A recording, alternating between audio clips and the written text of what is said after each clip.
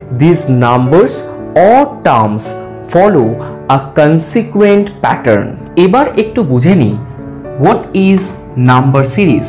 এখানে 1, 2, 3, 4, 5 and 6 all are the numbers.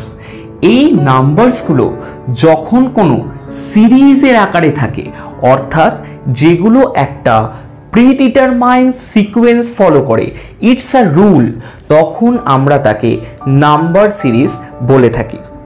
এবারে number series সম্পর্কে আজকের প্রথম সামটি দেখে নিচ্ছি। এবার ধরো একটি অঙ্ক এরকম রয়েছে 1, 3, 5, 7 অ্যান্ড এটা তোমাকে বার করতে হবে, এবং তারপরে ধরো রয়েছে 11 and 13। এখান থেকে আমাদের